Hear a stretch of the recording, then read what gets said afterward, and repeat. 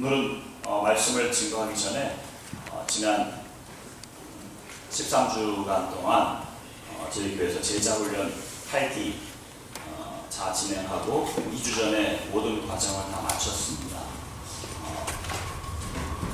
그 함께한 지체 중에서 두 분이 오늘 제자훈련을 마친 이후에 하나님을 자랑하고 주님을 증거하는 그러한 시간을 잠깐 갖고 그리고 말씀의 은혜를 나누도록 그렇게 하겠습니다.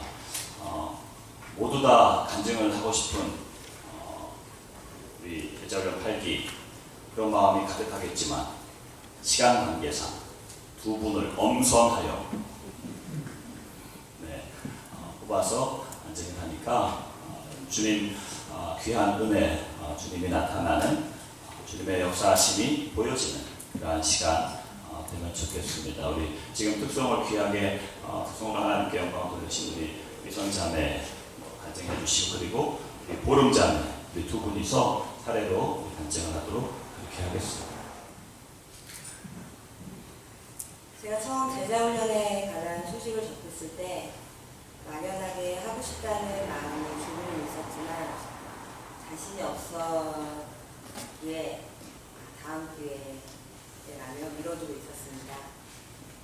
주님을 더 알고는 싶었지만 공부하는 것 자체가 너무 싫었고 매주 정해진 시간에 모여서 몇 시간을 할애해야 한다는 사실도 저에게는 부담이었습니다.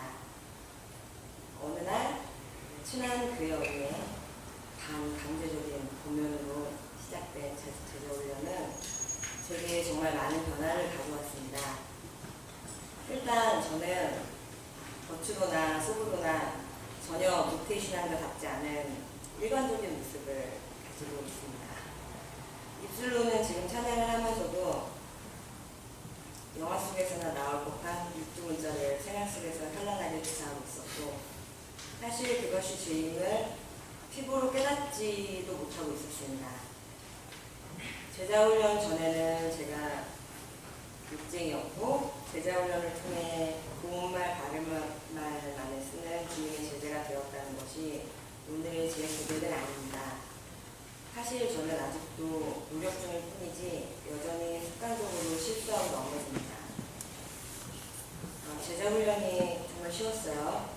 성경 공부 별거 아니던데요. 뭐 이런 거나 전 정말 성실하게 제자훈련에 임했다는 그런 고백은 더더욱 아닙니다. 사실 제자훈련에서 매주마다 주어지는 생활 숙제나 기도, 암송 뭐 그런 것들을 벼락치기로 한 적이 더 많으니까 저는 성실한 제자는 아니었습니다. 하지만 제 게으름에도 제 무지함에도 불구하고 한과 한과 매주마다 새롭게 다가오시는 주님의 존재를 어떨 때는 기쁨으로 감사로 또 어떨 때는 심각한 고민으로 확실하게 느낄 수 있었습니다. 사실 저는 아직도 복음이나 성경이나 그런 얘기를 남들 앞에서 잘 할 줄 모릅니다. 솔직히 전도가 왜 나의 사명이 되어야 하는지도 사실 잘 모르겠습니다. 하지만 제가 제자훈련을 통해 느낀 것은 성경과 복음에 대한 확실한 이해를 위해 공부가 얼마나 필요한 것인지와 주님의 십자가를 붙들고 놓지 않기 위해 주님과의 소통을 위한 훈련이 얼마나 중요한 것인지 무엇보다 나눔과 교제를 통한 은혜가 얼마나 큰 것인지를 확실하게 느꼈습니다.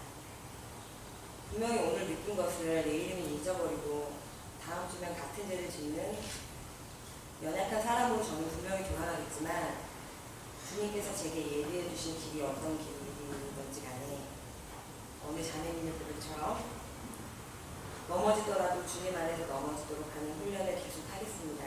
주님 사랑합니다. 안녕하세요. 제가 제자훈련을 마치고 이렇게 간증까지 하게 될 줄은 생각지 못했는데 지금 이 자리에 서 있으면서도 놀랍기도 하고 제가 이 자리에 서 있어도 되나 걱정되지만 저희 입술의 고백이 제 자랑이 아닌 하나님의 은혜를 나누게 되는 시간이 될 것을 믿습니다. 여러 차례 많은 분들이 제자훈련에서 받은 은혜를 간증하실 때 솔직히 저는 저와는 상관없는 남의 일이라고만 생각했습니다. 왠지 제가 아닌 특별한 사람만이 해당되는 것 같고 또 마음 한구석에서는 제자훈련을 받아볼까라는 마음이 있었지만 그때마다 12주 기간 동안 꾸준히 시간을 내서 한다는 것이 부담스럽고 또 몇 시간 동안 훈련을 한다는 것 자체가 되게 지루할 것 같다는 생각을 많이 했었습니다. 그리고 또한 제자훈련을 한다고 해서 뭐가 달라질까 하는 마음에 이런저런 핑계로 미루기만 했었습니다.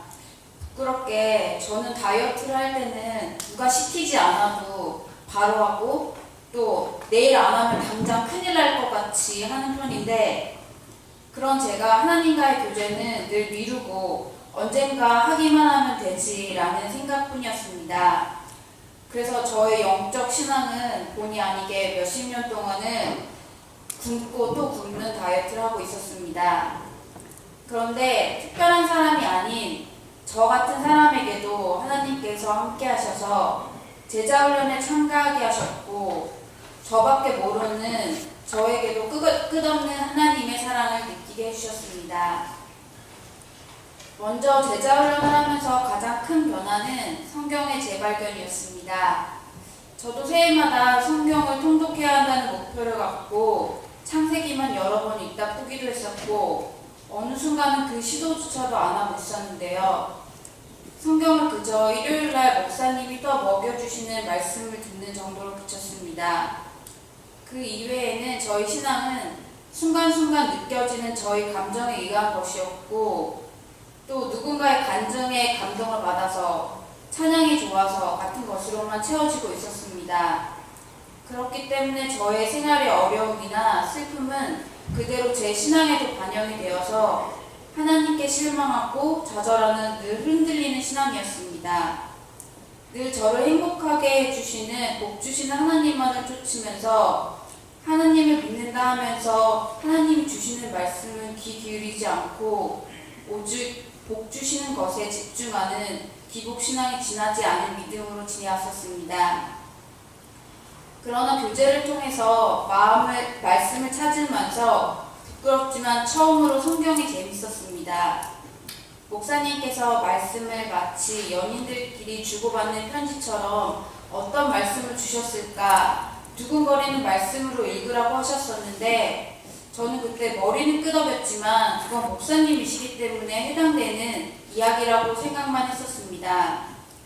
그런데 어느 순간 매일 주제에 관련된 말씀을 찾으면서 그동안 제가 궁금했던 모든 것이 성경책에 있음을 알게 되었고 읽으면서 하나님 어떻게 제 마음을 아시고 이렇게 말씀하셨을까 하는 생각이 들면서 성경이 정말 저에게 전해온 하나님의 편지임을 느끼게 되었습니다. 예전 같으면 교재에 있는 예문에만 집중하고 읽으면서 감동받았을 텐데 성경 말씀은 감동이 아닌 흔들리지 않는 확신이 되었습니다. 두 번째는 쉬지 말고 기도하라는 말씀이 저에게 새롭게 다가왔습니다. 어릴 때부터 왜 쉬지 말고 기도하라고 하셨을까? 이게 말이 되나? 왜 이런 짐이 되는 말씀을 하셨을까? 하는 생각이 들었습니다. 제자훈련을 하면서 큐티를 하고 팀원들과 교제를 하며 하나님의 놀라운 사랑을 느끼고 체험하면서도 돌아서면 저의 본래의 모습으로 돌아오고 작은 시련에도 좌절하는 모습을 발견했습니다. 저는 죽었습니다.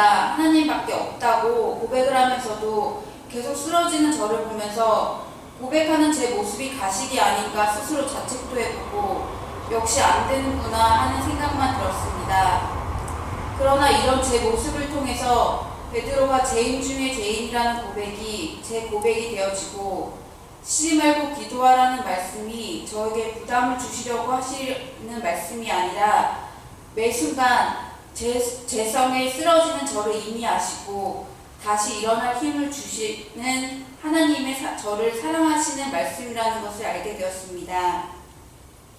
쉬지 않고 기도하지 않고서는 순간순간 죄성에 빠지는 저를 사랑하시고 기도를 할 수 있게 해주심에 또 한 번 하나님의 사랑을 느낍니다. 이렇게 간증을 하는 이 순간에도 바로 내일 아니 이 자리를 떠나는 순간에 다시 나타날 저의 죄성이 무섭고 두렵지만 저는 기도라는 무기가 있기 때문에 앞으로도 담대하게 나아갈 것을 믿습니다. 2013년은 저의 20대의 마지막 한 해입니다. 왠지 어떤 특별한 일을 해야 할 것만 같은 한 해인데 제자훈련만큼 더 특별한 일이 무엇이 있을까요? 옥대신앙이라는 겉모습 안에 숨겨진 저의 수동적이고 제 중심의 신앙에서 저는 죽고 예수님이 중심이 되는 실제가 되는 신앙으로 전환점을 갖게 되어 너무 감사합니다. 저처럼 다음번에 하다고 미루셨던 분들 더 이상 미루지 말고 참가하시기 바랍니다. 감사합니다. 간증에 진심으로 감사를 드립니다. 주님을 각자 경험한 하나님을 늘 간증하고 자랑하는 우리 모두가 됐으면 좋겠습니다. 지난주 부활절 이후에 주님께서는 우리들에게 복음으로 일어서라 라고 그렇게 말씀을 하셨습니다. 주님의 죽으심은 우리의 죄 때문이고 주님의 부활하심은 우리를 의롭다 하시기 위해서 부활하셨다. 그래서 우리가 일어날 수 있는 것은 복음으로 일어나라 라고 말씀하셨는데 주님과 함께 할 때, 주님의 부활이 나의 부활이 될 때에 가능하다 라고 말씀을 하셨고요. 복음으로 일어나야 되는 이유는 성경에서 우리에게 선지자를 통해서 일어나라, 빛을 발하라. 그 빛은 내가 스스로 내는 빛이 아니라 하나님의 그 빛을 반사하는 그것이라고 말씀하셨고, 또한 일어나야 되는 이유는 날마다 주님과 동행하는 것이다 라고 은혜를 나눴지요. 오늘은 빌립보서 3장 14절을 읽었는데 14절 앞뒤로 조금 말씀을 해서 이 말씀을 중심으로 복음으로 달려가라 라는 제목으로 두 가지를 정리해서 은혜를 나누도록 하겠습니다. 첫 번째 같이 한번 따라 하시겠습니다. 방해물을 제거하자. 바울 사도는요, 우리의 신앙생활을 왕왕 달리는 경주에 비유하여 많이 말씀했습니다. 고린도전서 9장 24절 말씀에 운동장에서 다름질하는 자들이 다 달릴지라도 오직 상을 받는 사람은 한 사람인 줄을 너희가 알지 못하느냐? 너희도 상을 받도록 이와 같이 다름질하라. 이기기를 다투는 자마다 모든 일에 절제하나니 그들은 썩을 승리자의 관을 얻고자 하되 우리는 썩지 아니할 것을 얻고자 하노라. 그러므로 나는 다름질하기를 향방 없는 것 같이 아니하고 싸우기를 호공을 치는 것 같이 아니하며 이러한 말씀을 합니다. 디모데후서 4장 7절에도 마찬가지입니다. 나는 선한 싸움을 싸우고 나의 달려갈 길을 마치고 믿음을 지켰으니 자기의 신앙생활을 달려간다고 표현을 합니다. 사도행전 20장에서 24절에 또 고백을 합니다. 에베소 교인들에게, 에베소 교회 장로들에게 이렇게 고백하지요. 내가 달려갈 길과 주 예수께 받은 사명 곧 하나님의 은혜의 복음을 증언하는 일을 마치려 하면은 나의 생명조차 조금도 귀한 것으로 여기지 아니하노라. 바울은 자꾸 우리의 신앙생활을 달려가는 것이구나 그렇게 이야기합니다. 오늘 본문 말씀도 빌립보서 3장에서 그런 표현을 쓰거든요. 달려간다, 쫓아간다. 여러분, 이렇게 잘 달리기 위해서 우리의 신앙생활이 달리는 거라면 달리기 위해서 중요한 게 많지만 그 중에 참 중요한 것이 있습니다. 그게 뭐냐 하면 달리는데 방해되는 것, 달리는데 장애되는 것을 없애는 거예요. 줄이는 겁니다. 신발은 물론 옷도 피부와 딱 이렇게 밀착시키고 가볍고 공기 저항까지 다 계산해서 만드는 것이 달리는 육상 선수들 아니겠습니까? 예전에 1992년 바르셀로나 올림픽에서 1936년 그 손기정 선수가 마라톤에 금메달 딴 이후에 이 황영조 선수가 92년도에 한국에 처음으로 마라톤에 금메달을 땄거든요. 그때 당시에 코오롱에서 그 황영조 선수 신발을 만들어줬는데 보통 사람들이 신고 다니는 신발은 400g 정도가 된답니다. 그런데 그 코오롱에서 이 황영조 선수 신발을 140g짜리 신발을 만들었는데 특수 마이크로셀이라는 특수 깔창 스펀지 그리고 황영조 선수의 신발을 다 이렇게 떠가지고 딱 맞게 하는, 그래서 그 신발이 자그마치 1억 원입니다. 1억 원. 1억. 10만 불. 신발 하나에. 그러니까 모든 것을 달리는데 방해가 되는 것을 최소화한 그 신발. 도움을 주는 신발. 그만큼 중요하다는 것 아니겠습니까? 빌립보서 4장으로 되어 있는데 빌립보서 1장 말씀에 보면 빌립보 교회는 핍박을 받는 핍박 중에 있었고요. 2장에 보면 교회 안에, 빌립보 교회 안에도 내적인 갈등이 있었습니다. 그러한 어려운 갈등과 핍박 속에서 예수님을 배우고 하나님의 능력을 덧입을 때 오히려 기뻐할 수가 있다. 오히려 그것이 우리에게 기쁨이 된다라고 하는 것을 이 빌립보서에서 바울은 기록하고 있습니다. 그리고 오늘 읽은 이 3장, 빌립보서 3장에 아주 중요한 이야기를 하는데 신앙생활에 달려가는 데 있어서 장애물이 뭔지, 핍박도 그리고 내적인 갈등도 장애물이 될 수 있으나 가장 중요하고 심각한 달려간 신앙생활의 장애물이 되는 것은 바로 율법주의적인 기독교, 형식적인 크리스찬의 모습, 이것이 우리의 달려가는데 가장 장애가 되는 것임을 언급하고 있습니다. 오늘 14절 읽은 말씀 그 앞에 13절에 보면 바울은요, 형제들아 나는 아직 잡은 줄로 내가 잡은 줄로 여기지 아니하고 오직 한 일, 즉 뒤에 있는 것은 잊어버리고 앞에 있는 것을 잡으려고 표대를 향하여 이렇게 간다고 이야기했거든요. 13절에 그 뒤에 있는 것은 잊어버리고, 그 잊어버리려고라고 하는 헬라어 에필란다 노메노스라고 하는 이 단어의 의미는요, 과거의 기억이, 과거에 옛날에 내가 어땠는가 라고 하는 그것이 자기의 생각과 자기의 모든 것을 자꾸 빼앗아가서 앞으로 달려가는데 방해하지 않도록 의식적으로 노력한다라는 의미예요. 그러니까 과거가 자기를 붙잡아서 내가 달려가는데 방해되는 것을 자꾸 하지 않도록 의식적으로 노력하는 게 바로 바울이 잊어버리고라고 하는 단어입니다. 바울은 자기가 유대인이었습니다. 그래서 유대인으로서 로마 시민권을 가지고 있는 사람으로 특권 가지고 있었고요. 내가 그동안 살아오면서 이루어놓은 많은 업적들, 빌립보서 우리 읽지 않았지만 3장 4절에 보면 자기 자신의 모습을 내가 육체를 신뢰할 만하다. 그 육체는 이 지금 이렇게 자기의 껍데기 플래시를 얘기하는 게 아니고요. 자기의 그러한 스펙, 가문, 자기의 학벌, 자기의 의, 자기의 모든 가지고 있는 자기가 유익하던 것, 자기에게. 그런 모든 것이 나에게 이게 나를 붙잡는 거, 달려가는데 이게 나를 방해하는구나 라고 하는 것을 바울은 깨닫고 고백하며 빌립보 교인들에게 권면하는 겁니다. 여러분에게 제가 질문하고 도전하겠습니다. 여러분은 신앙생활 하시면서 바울의 표현대로라면 우리의 신앙생활은 달려가는 건데, 이렇게 달려가는 것의 방해물이 도대체 무엇입니까?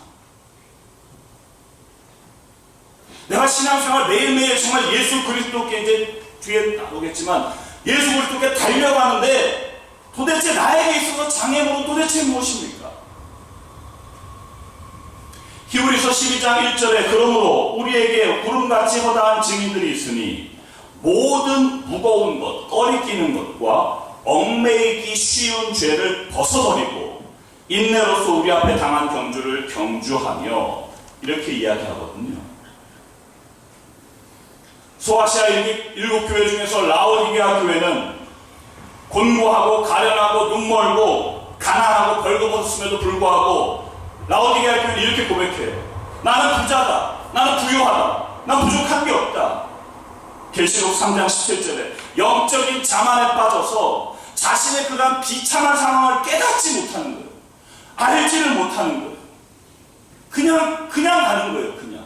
그게 장애물인지 아닌지도 모르고. 하나님께서 그 소아시아 일곱교회 라오디게아 교회를 뭐라고 책망하십니까? 그러니까 그러한 세상의 풍요함 때문에, 자기의 의 때문에, 그 스펙 때문에, 자기가 가지고 있는 무엇 때문에 하나님 앞에 그것이 장애물이 되어 달려가지 못하는 그 모습을 보니까 너가 차지도 않고 덥지도 않고 열심도 없고 내가 토해버리겠다라고 그렇게 이야기하는 거죠. 무엇보다도 중요한 것, 여러분 우리 신앙생활하는데 우리 제자들은 간증도 했지만 성경을 읽는 거 얼마나 귀중합니까? 기도하는 거 중요하죠. 이렇게 하나님 앞에 예배 드리는 거 중요하죠. 하나님 앞에 헌금을 하고 선교를 하고 얼마나 중요한 것들입니까? 그런데 그 중요한 것들이 자기의 의가 되면, 아니 그 중요한 것들에 자기의 의로움이 더해지면, 자기의 의로움이 죽지 아니하면 그것이 나로 하여금 복음으로 달려가는데 나를 꽉 붙잡고 못 달려가게 하는 장애물이 된다는 겁니다. 이를테면 성경을 막 열심히 읽는데 내가 환하게 밝을 때 성경을 읽기 시작했는데 갑자기 누가 와서 나한테 뭐냐고 묻더라. 불도 안 켜고 어두운 데서 뭐하냐? 나는 분명히 밝은 데서 성경을 읽기 시작했는데 성경에 내가 얼마나 빠져서 읽었는지 어두워질 때까지 내가 성경을 읽었다. 야, 내가 기도하는데 눈 떠보니까 6시간이 지났더라. 기도가 이렇게 많이 기도할 수도 있더라. 눈이 오나 비가 오나 나는 아무리 아프거나 바빠도 새벽기도, 주일 성수 난 꼭 그거 내가 진짜 목숨을 걸고 지켰다. 내가 심지어 굶는 한이 있더라도 11조나 구제나 선교비 이거 내가 꼬박꼬박 보냈지.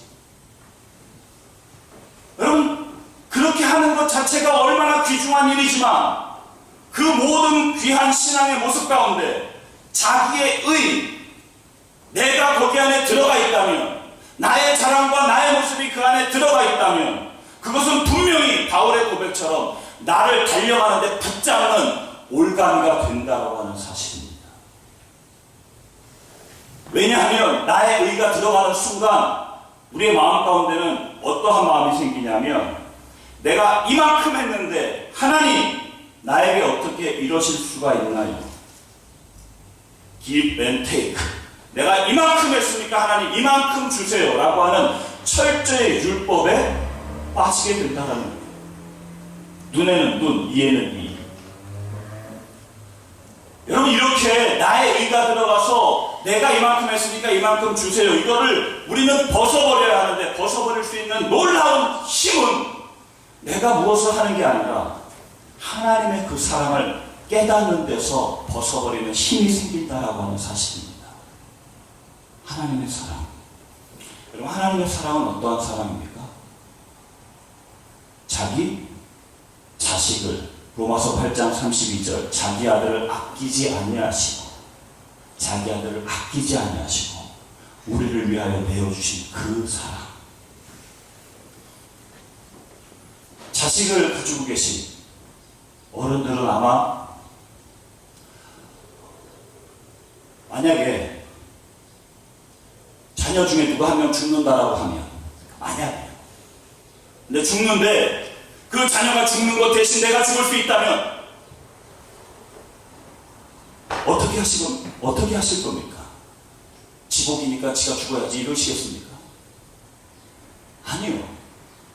만약에 저에게 허락하신 자녀, 그 자녀가 죽는 일이 있는데 내가 대신 죽어서 걔가 살아난다면 저는 0.1초도 망설이지 않고 제가 죽겠다고, 나를 죽여달라고 애걸할 것입니다. 그게 부모님 아니겠습니까? 자녀를 위해서 대신 죽고자 하는 마음. 그런데 여러분 하나님은요, 자기가 죽지 않고 자기 아들, 자기가 죽는 게 더 편하다니까요. 부모님은 자기가 죽는 게 자녀 죽는 것보다 훨씬 더 편해요. 그런데 하나님은 자기가 죽지 않고 그거보다 훨씬 몇천 배 어려운, 힘든 자기 하나밖에 없는 아들을 죽이시더라니까요. 왜? 나 같은 살리시기 위해서. 그 방법밖에 없어요. 하나님의 그 사랑은 자녀를 내어주신 그 사랑. 그래서 우리 가운데에 여러분 이스라엘 사람들 보세요. 요셉 이후에 고센 땅에서 잘 살고 있지 않았습니까? 바로의 총망을 받았던 그 요셉, 고센 땅에서 잘 살았을 때 하나님께서 왕조를 요셉이 죽고 나서 요셉을 모르는 왕조를 하나님께서 다 바꿔요. 그리고 이스라엘을 핍박하게 하십니다. 왜요? 그냥 고센 땅에서 계속 잘 먹고 잘 살고 이스라엘이 그러면 되는데 왜 하나님은 그렇게 바꾸실까요? 우리에게 말씀하시는 거 아닙니까? 이 땅의 풍요에 빠지는 거, 이 땅에 정주면서 사는 게 너희들이 아니야. 하나님의 백성은 이 땅을 소망을 두고 이 땅에 정주면서 이 땅에 빠져서 사는 것이 아니라 하늘 소망으로 사는 거다. 내가 아들을 아끼지 않고 내어준 그 너를 사랑한 이유는 바로 그거야. 그거 말씀하시는 거 아니겠습니까? 그 하나님의 사랑, 아들도 아끼지 않고 나를 위해서 내어주신 그 하나님의 사랑을 우리가 묵상하고 생각하고 깨닫는다면 거기에 어떻게 내 의가 들어갑니까? 아들을 내어준 그 사랑에 어떻게 내 의가 들어갑니까? 어떻게 내가 잘난 게 거기에 플러스 될 수가 있습니까? 무엇을 한다? 오직 그 하나님의 사랑을 묵상하고 기억하고 생각할 때에 나에게 덕지덕지 붙은 나의 의와 그리고 얽매이기 쉬운 죄 이런 것들이 자꾸자꾸 사라지게 되는 줄로 믿습니다. 이 방해물이 사라져서 복음으로 달려가는 우리 사랑하는 선교가족들 되시기를 주님의 이름으로 축복합니다. 두 번째 같이 따라하시겠습니다. 표대를 향하여 달려가자. 표대를 향하여 달려가자. 하나님의 사랑으로 얽매이기 쉬운 이러한 죄와 방해물들을 자꾸자꾸 제거하고 나서는 이제 달려가야 되는데 그냥 달려가는 게 아니라 표대를 향하여 달려가는 겁니다. 표대를 향하여 라고 하는 이 원어 카타스코폰이라고 하는 단어는요, 문자적으로 똑바로 쳐다보는 겁니다. 견눈질하지 않고 그것만 똑바로 쳐다보는 것. 경주자가 여러분 경마 다 해보셨나요? 그런 거 관심이 없으시죠? 네. 경마 마사회 같은 데 보면 막 달리는 말들 앞에 이렇게 막아놓은 거 아세요? 말들 눈을 막아놨어요. 왜 그런 줄 아십니까? 지 라인만 보고 가라. 앞만 보고 가라. 이걸 막아놓은 이유는요, 말이 옆에를 보는 순간 사고 난답니다.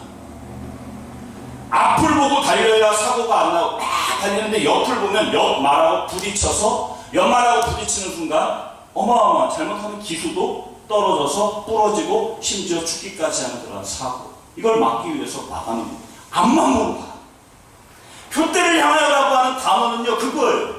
앞만 보고 가는데 우리의 표대는 뭐냐? 히브리서 12장 2절. 믿음의 주요 온전케 하시는 이 예수를 바라보자. 그는 그 앞에 있는 기쁨을 위하여 십자가를 참으사 부끄러움을 개의치 아니하시더니 하나님 보좌 우편에 앉으셨느니라. 영적인 경주에서의 우리의 표대는 예수 그리스도이십니다. 우리의 표대는 세상적인 지위나 세상적인 학식과 재물 이것이 될 수 없습니다. 왜냐하면 그것은 다 변하기 때문입니다. 영원하지 못합니다. 오직 예수 그리스도만이 영원합니다. 예수 그리스도만이 참 생명이 됩니다. 그러므로 저와 여러분은 예수 그리스도가 우리의 표대임을 깨달아 그분을 바라보고 달려가야 될 줄로 믿습니다. 그분을 향해서 계속 달려가는 거예요.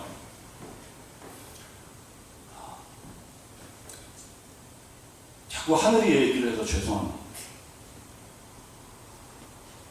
제가 하나님께서 주신 3주 전에 허락하신 그 하늘을 통해서 매일 배우는 게 있습니다. 매일 배우는 게.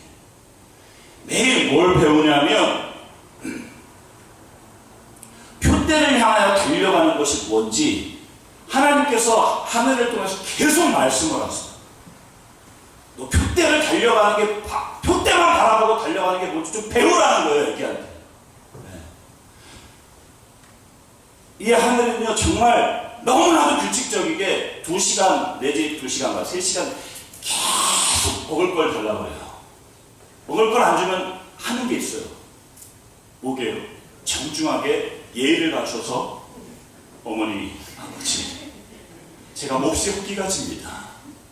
좀 참아볼 때까지 참아보겠습니다. 이러지 않아요. 배가 고프기 시작하면요, 막 떨면서 울기 시작하고 먹은 거 다 달라는 거예요. 막 울어요. 그런데 이게 먹는 시간을 좀 늘리기 위해서 저에게 맡기고 좀 아기를 달래라고 할 때가 왕왕 있거든요. 그럼 제가 아기를 들고요, 막 유혹을 하는 거죠. 너는 지금 배가 안 고픈 거다. 그래서 노래를 합니다. 제가 막 노래를 성악 버전으로 불렀다가 트로트 버전으로 불렀다가 동요 버전으로 불렀다가 각가지로 막 불러요. 그러면 아기가 그거에 유혹당하는 시간이요, 정확하게 30초에서 정말 길어봤자 1분입니다. 곧 이내 제가 하도 앞에서 생쇼를 하니까 그걸 쳐다보느라고 노력한다, 이걸로 그냥 이렇게 잠깐 마음이 미혹됐다가 곧 1분도 안 돼서 자기의 표대를 향한 그걸 놓치지 않아요. 바로 입을 멜록멜록거리면서 젖을 넣으라는 거예요. 막 울지요. 그게 언제 맞춰지는지 아십니까? 그 표대를 향한 그 마침이 젖꼭지가 지 입안으로 쏙 들어와야 그 표대를 향한 울음은 끝이 납니다. 하루에도 몇 번 제가 그걸 봐요. 하나님께서 말씀하세요. 봤냐 좀. 표대를 향해서 달려가는데 다른 거에 미혹돼서 예수 그리스도 말고 다른 것에 어쩜 그렇게 미혹돼서 너가 뭐에 달려가야 되는지도 정신 차리지 못하고 그거에 팔려서 계속 가는 거, 이걸 주님 계속 말씀하시는 거예요. 예수 그리스도. 그래서 오늘 본문 마지막 부분에 이렇게 되어 있거든요. 위에서 부르신 부름의 상을 위하여 달려가노라. 바울은 그렇게 고백하는데, 여러분 신앙생활에 있어 부름의 상, 우리가 얻어야 될 상, 그 상, 이게 무엇입니까 여러분? 히브리서 11장 6절에 하나님께서 자기를 찾는 자에게 믿음이 있는데 믿음 없으면 기쁘시게 못하나니 하나님께 나아가는 자는 그가 계신 것과 그가 자기를 찾는 자에게 상 주시는 이심을 믿어야 할지니라. 여러분 하나님께서 상 주시는 하나님이라고 그 말씀을 오해해서 신앙생활에서 다 열심히 봉사를 하고 열심히 전도를 하고 열심히 헌금을 했더니 하늘나라에 나를 위한 집이 어마어마하게 크구나, 내 하늘나라의 집은 금집이고 전도하는 사람은 초가집이고 열심히 한 사람은 막 금면류관 쓰고, 아이고 나는 개털모자나 써야 되겠다. 여러분 하늘나라가 그런 거겠습니까? 아니에요. 하나님께서 우리에게 말씀하신, 우리를 위해 예비하신 부름의 상급은 예수 그리스도 외에는 없습니다. 우리가 얻어야 될, 우리가 추구해야 될, 받아야 될 상급은요, 예수님이라니까요. 그 예수님을 얻기 위해서 계속 달려가는 거예요. 여러분 그래서 지금 예수 믿는 누구들이 우리들에게, 누군가 여러분에게 당신 안에 예수가 있나요? 당신 안에 지금 예수가 있냐고요. 당신 안에 지금 이 예수님이, 나의 상급이신 예수님이 있냐? 스스로에게나 누구에게 물어봤을 때 아멘 하실 수 있어야 돼요. 그걸 위해서 우리가 신앙생활 하는 거예요. 그냥 내가 좀 편하려고, 나 뭐 좀 도움을 받으려고 하나님의 능력을 이용해서 내가 그냥 잘 좀 되려고 하는 걸로 신앙생활 하는 게 아니에요. 그렇게 할 것 같으면 다른 종교랑 똑같잖아요. 그게 아니에요. 오직 우리의 상급은 예수 그리스도, 그분을 얻기 위해서, 그 본때를 위해서, 그 상급을 위해서 달려가는 우리 사랑하는 선교 가족 다 되시기를 주님의 이름으로 축복합니다. 말씀을 정리합니다. 톨스토이의 사람에게는 얼마의 땅이 필요한가에 나오는 내용입니다. 바움의 꿈은 넓은 땅의 주인이 되는 것이었다. 어느 날 밤 신선이 나타나 이렇게 말했다. 네가 하루 종일 밟는 밝은 땅이 내 소유가 될 것이다. 바움은 이튿날 새벽 일찍 일어나 평소에 밟았던 곳으로 갔다. 그리고 자기 소유가 될 땅을 밟기 시작했다. 천천히 걸을 수가 없었다. 밥을 먹고 있을 수도 없었다. 뛰고 또 뛰었다. 해가 지기 전에 그는 떠났던 곳으로 되돌아와야 한다. 그러나 기진한 그는 되돌아오기 직전에 그 땅에 엎드려져 죽고 말았다. 그가 그토록 소유하고 싶었던 그 땅 위에서. 뭘 위해서 달려가십니까? 사랑하는 선교가족 모두가 복음으로 달려가는, 예수 그리스도를 향해서 매일매일 달려가는 사랑하는 우리 서교 가족 다 되시길 주님의 이름으로 축복합니다.